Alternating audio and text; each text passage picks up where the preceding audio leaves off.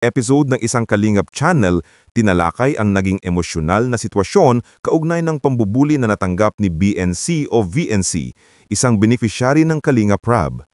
Ayon sa host, labis na naawa si Kalingap Edo at hindi rin nakapagtimpi si Kalingap Rab nang marinig ang masasakit na salitang binitiwan umano ni Federico laban kay VNC. Bago talakayan ang issue, nagbigay muna ng pagbati at pasasalamat ang vlogger sa lahat ng manunood, lalo na sa mga OFW, at pinaalalahanan ang lahat na patuloy na suportahan sina Kalingap Rab at ang founder ng Kalingap, si Kuya Val Santos Matubang, sa pamamagitan ng panonood at huwag pag-skip ng ads. Ibinahagi rin ang papuri kay VNC na mula pa lamang sa unang episode ay napahanga na ang marami dahil sa pagiging simple, humble at mabait. Marami ang naniniwala na malayo ang mararating niya kung patuloy siyang mananatiling may mabuting asal. Gayunpaman, sa kabila ng mga blessings na natanggap at ng kanyang kabutihang loob, nakalulungkot na may mga naninira at nanlalait sa kanya. Isa sa mainit na isyong binanggit ay ang panlalait umano ni Federico na tinawag si VNC na mukhang bakla at nilait pa ng higit pa kaysa sa mga tambay sa kanilang lugar. Ito ay itinuring na isang uri ng pambubuli at harassment. Ipinaliwanag din sa vlog na may mga umiiral na batas laban sa bullying at cyberbullying gaya ng Anti-Bullying Act of 2013 o RA 10627 at ang Cybercrime Prevention Act of 2012 o RA 10175 na maaaring gawing batayan kung isasampa ang kaso. Sa panig ni Kalingap Rab, matindi ang kanyang naging pahayag. Ipinagtanggol niya si VNC na anya'y napakabait, tahimik at walang ginagawang masama sa kahit kanino. Ayon sa kanya, hindi karapat-dapat na makatanggap si VNC ng masasakit na salita dahil isa itong walang kalaban-laban na bata.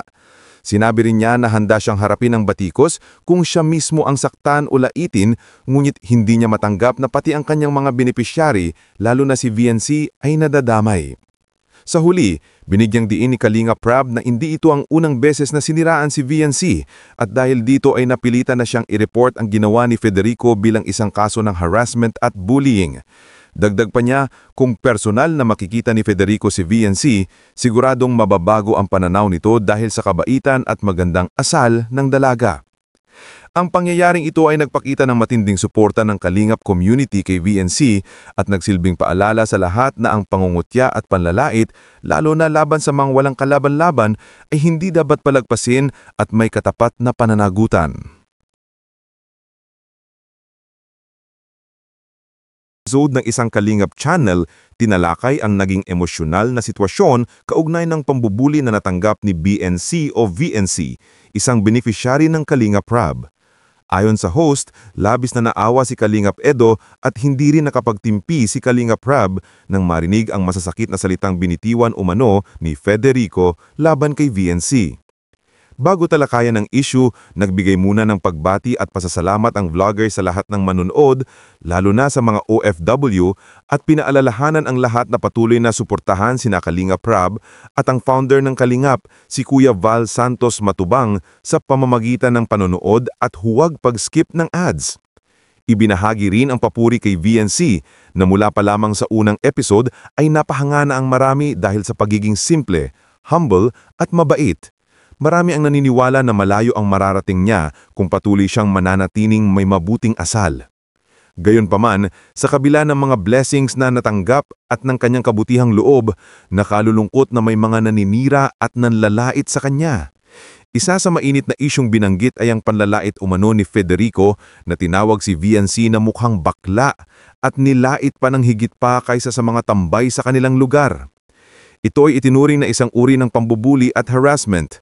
Ipinaliwanag din sa vlog na may mga umiiral na batas laban sa bullying at cyberbullying gaya ng Anti-Bullying Act of 2013 o RA 10627 at ang Cybercrime Prevention Act of 2012 o RA 10175 na maaaring gawing batayan kung isasampa ang kaso. Sa panig ni Kalingap Rab, matindi ang kanyang naging pahayag. Ipinagtanggol niya si VNC na anya'y napakabait, tahimik at walang ginagawang masama sa kahit kanino. Ayon sa kanya, hindi karapat-dapat na makatanggap si VNC ng masasakit na salita dahil isa itong walang kalaban-laban na bata.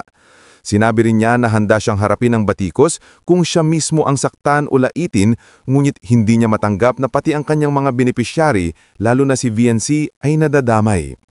Sa huli, binigyang diin ni Kalinga Prab na hindi ito ang unang beses na siniraan si VNC at dahil dito ay napilitan na siyang i-report ang ginawa ni Federico bilang isang kaso ng harassment at bullying.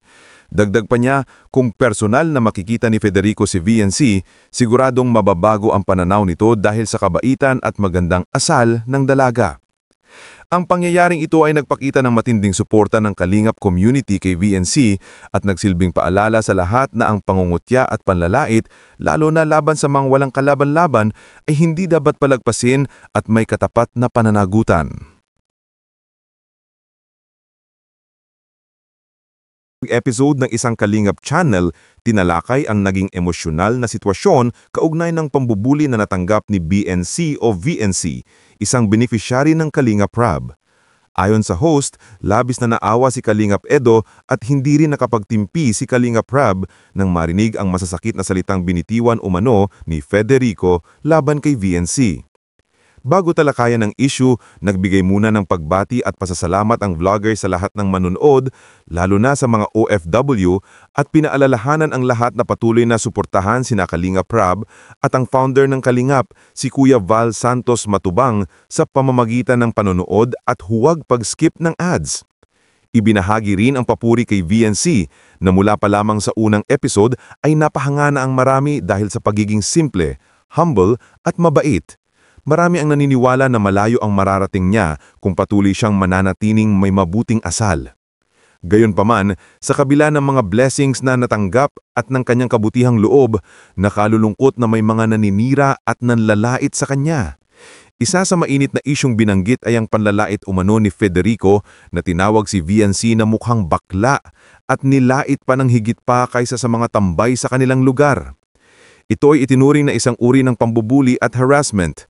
Ipinaliwanag din sa vlog na may mga umiiral na batas laban sa bullying at cyberbullying gaya ng Anti-Bullying Act of 2013 o RA 10627 at ang Cybercrime Prevention Act of 2012 o RA 10175 na maaaring gawing batayan kung isasampa ang kaso. Sa panig ni Kalinga Prab, matindi ang kanyang naging pahayag. Ipinagtanggol niya si VNC na anya'y napakabait, tahimik at walang ginagawang masama sa kahit kanino. Ayon sa kanya, hindi karapat-dapat na makatanggap si VNC ng masasakit na salita dahil isa itong walang kalaban-laban na bata. Sinabi rin niya na handa siyang harapin ang batikos kung siya mismo ang saktan o laitin, ngunit hindi niya matanggap na pati ang kanyang mga benepisyari, lalo na si VNC, ay nadadamay. Sa huli, binigyang diin ni Kalinga Prab na hindi ito ang unang beses na siniraan si VNC at dahil dito ay napilitan na siyang i-report ang ginawa ni Federico bilang isang kaso ng harassment at bullying.